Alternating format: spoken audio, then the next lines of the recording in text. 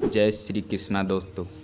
जीवन में जब भी मुश्किल समय आए और आपके कुछ समझ में नहीं आ रहा हो कि मैं क्या करूं, मुझे क्या करना चाहिए, आप बहुत परेशान हो चुके हो, तो एक बार ये श्रीमद् भगवत गीता के अनमोल विचार सुन लेना और अपने जीवन में अपना लेना।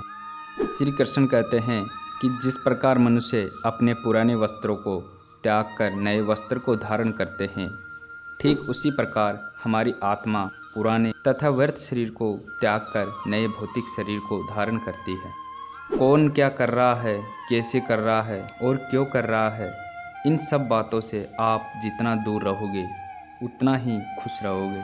समझदार व्यक्ति जब आपसे संबंध निभाना बंद कर देता है तो समझ जाना चाहिए कि उसके आत्मसम्मान को कहीं न कहीं ठेस पहुंची है।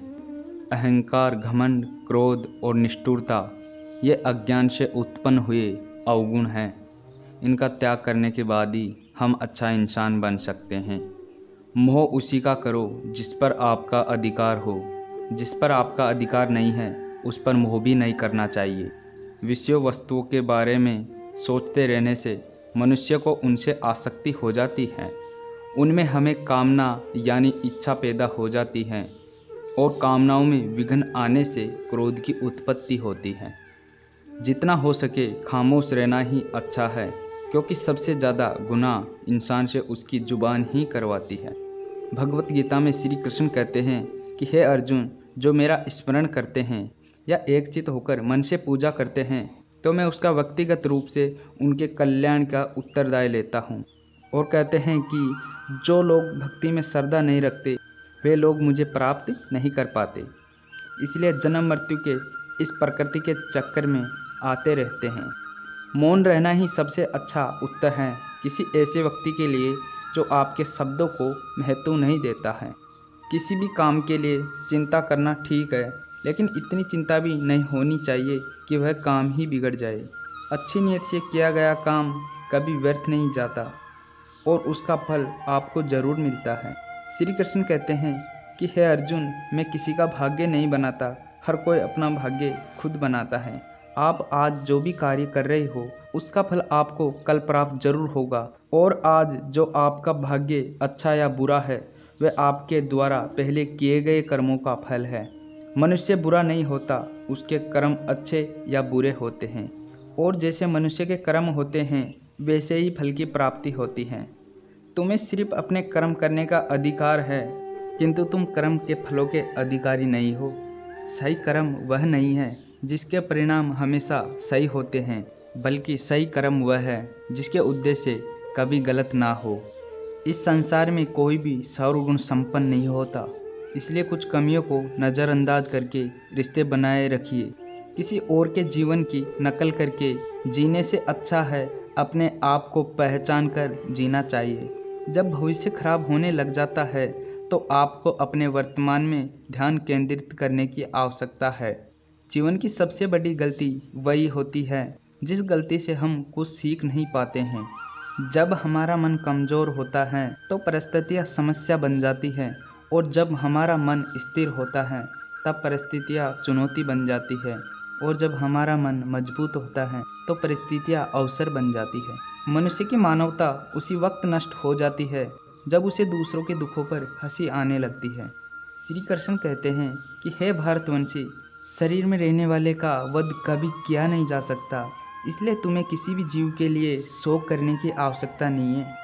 समय यही सिखाता है कि जिंदगी किसी का इंतज़ार नहीं करती और नहीं किसी के लिए रुक सकती है। मनुष्य को कभी भी अपने परिणाम से होने वाली विजय पराजय, लाभ हानि, सुख दुख आदि के बारे में सोचकर चिंता करने की आवश्यकता नहीं है।